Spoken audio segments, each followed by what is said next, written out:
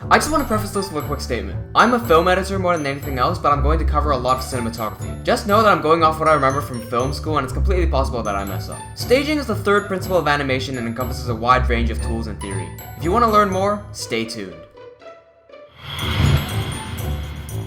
What's up, survivalists? It's Jay from Team WJ here to bring you the third principle of animation: staging. Staging can be summarized in 3 words: make it clear. Unfortunately, that definition is not very clear, so I'll be splitting this video into a few parts. This video will only focus on cameras, specifically camera angles, frames, and movement. So let's jump right in. First of all, we have camera angles. The most common angle is eye level. This is when the camera is level to the eyes of the subject. We do this to make things seem normal, or in place, as the camera replicates what we usually see with our eyes. The second angle is the low angle. Taking this to the extreme gives us the worm's eye view too. This angle makes the subject seem more dominant in space as it appears bigger than us, hence why we're looking up at it. The third angle is the opposite to the low angle, the high angle. Again, taking this to the extreme gives us the bird's eye view. This makes the subject feel inferior as we are looking down on it. Now, it's important to note that these rules are not rules per se, but more like guides on how you might want to do things. In filmmaking, there's a saying that goes, rules are meant to be broken. Moving away from angles, we get to camera frames. Now I'm going to run you through 6 frames very quickly and then explain why or how you might want to use them afterwards. Now before we move on, make sure you subscribe and hit that bell icon so you get notified when I upload a new video or tutorial to help you improve your Minecraft animations every Monday.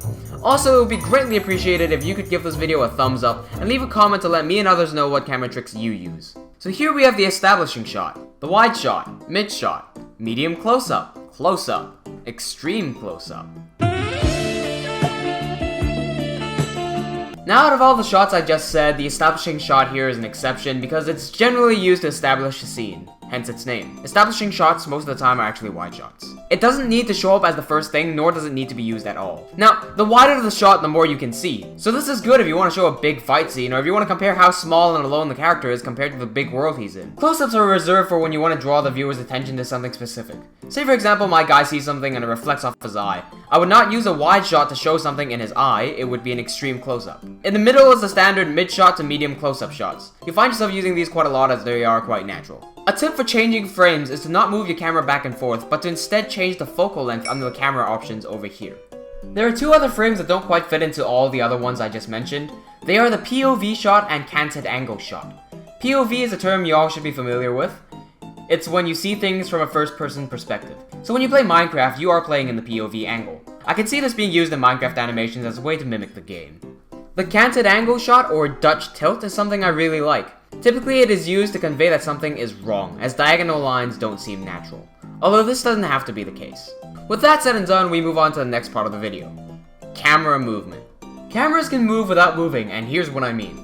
If your camera is stationary, you can pan it from left to right or right to left. Lateral movement on a stationary camera is called panning. A variation of this is the whip pan, where you quickly pan from one subject to another. Similarly to panning, tilting is when you move the camera up and down without actually moving the camera. This is very useful if you want to show the size of something. When the camera's physical positioning actually changes, we get to dolly and cranes. Dollying is when the camera moves in and out or left to right. Lateral movement is of course very useful for following something moving, and I don't think I need to say much on that. In and out movement is interesting though. Earlier I said that if you wanted a different frame, you should change the focal length instead of just moving the camera in. If you were to combine the two and say, move the camera out but increase the focal length, you get what is called the Vertigo Zoom effect. It's a very interesting effect that I like to use to show my subject focusing. A crane shot is very similar in that it is just the camera physically moving up and down. Finally, we have the last movement, which combines everything I've just said together. Tracking. Tracking shots follow the subject and take use of everything I've just said. Imagine playing a game with a third-person camera. Alright, there you go, the first part of the third principle of animation, staging.